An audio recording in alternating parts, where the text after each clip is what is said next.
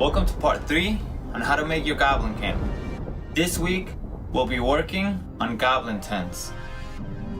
Now, I've been getting a lot of messages. People can't wait for my channel to get big. Don't worry, I'm already on it. I have the YouTube gods on this. I've already made my offerings. Come on, take the bait.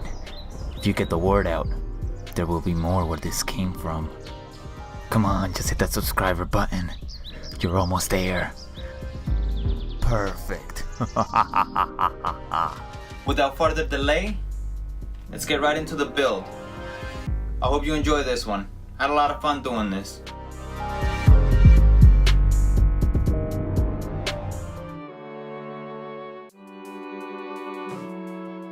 Let's start off by getting the bases ready. I use cardboard for this one. And just so you know, I don't get caught up on measurements on this one. I'm a madman, not a math man. I'm using the skewers for the structure of the tent, and also, I have set 2 little goblins next to me to be able to gauge the size of the tent.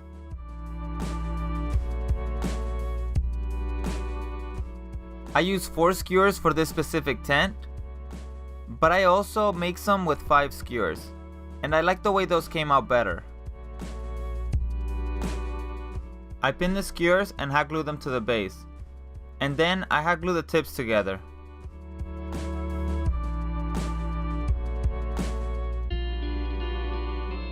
I add some ground texture, not really worrying about the middle section.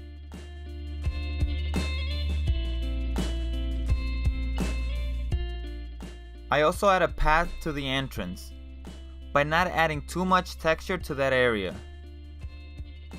And for extra contrast, I also add some small rocks on the side of the path. I get my paper towel ready to make some paper mache. I always make sure that my paper towels have a lot of texture to it. That way, I can take advantage of the texture when I dry brush. In this step, it's better to tear than to cut. Don't underestimate paper mache. You'll be surprised what you're able to make with it.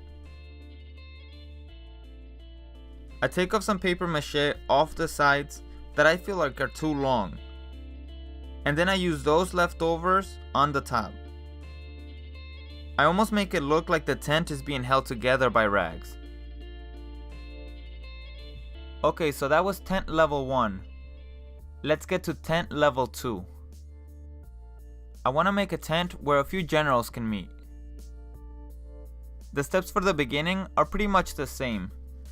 I guess if you don't feel too comfortable making this big one, you can always make a few of the other ones and then come back to this one when you feel ready for the project.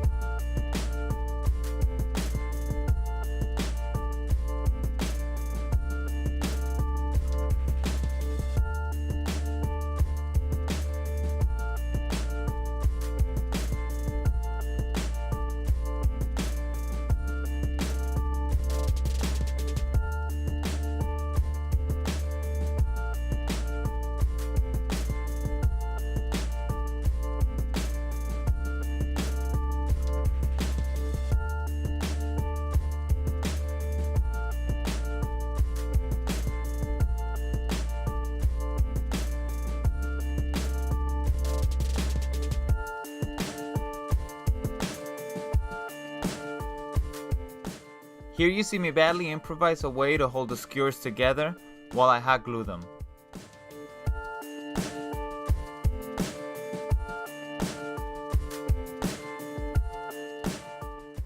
One of the main differences between this tent and the first one is that I give this one a huge entrance.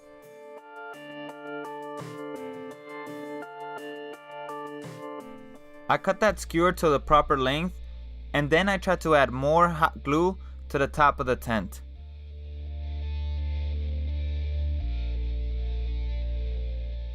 I also add 2 more skewers to the entrance so that I have more support for the paper mache.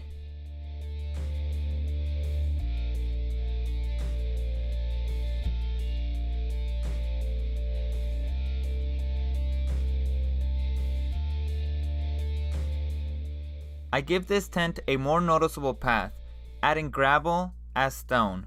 Yes, today we're learning how to craft stones from stones. I make sure to add extra ground mix around the area where I plan to put these boulders. On top of that, I also eventually add more mud podge to it. I was very lucky to have forgotten to add water when I made my ground mix. By the end of all of this, there was zero warping on the bases, and it pretty much dried like plastic. So I guess there's no mistakes, just happy accidents. The steps here are pretty much the same as before. Just paper mache over the skewers. I eventually add another coating of PVA glue to make sure that the tent dries very solid.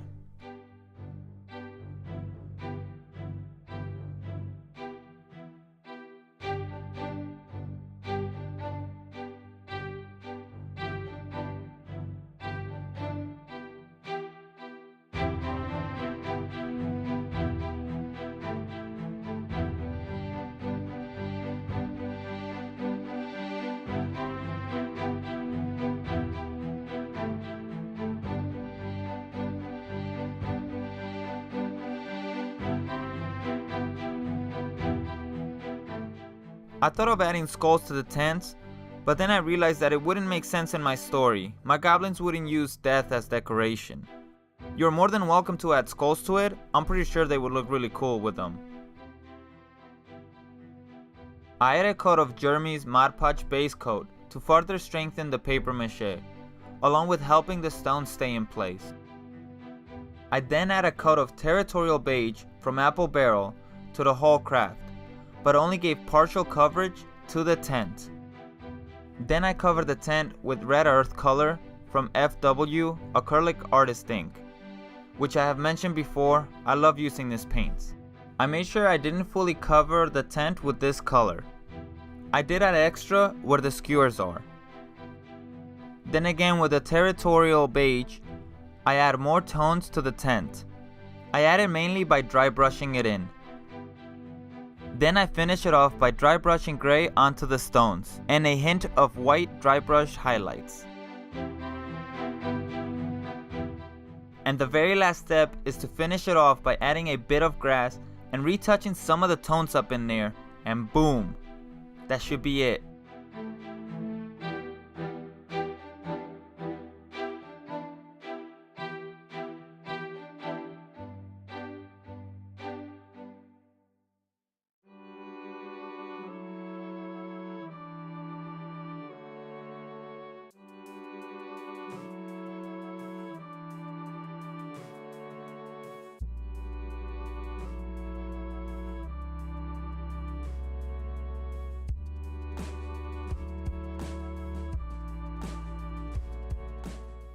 And again, I want to thank the TheDungeonMattster. Without him, I wouldn't have made this video, so huge thanks.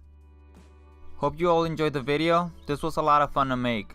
The next video coming up, we'll be making the crates. Apparently a lot of you liked them and requested it, so that's next. In that video, I'll also talk about what's on the horizon for the channel. And if you enjoy the content, don't forget to subscribe. Oh, and speaking of, let's check back on the YouTube gods.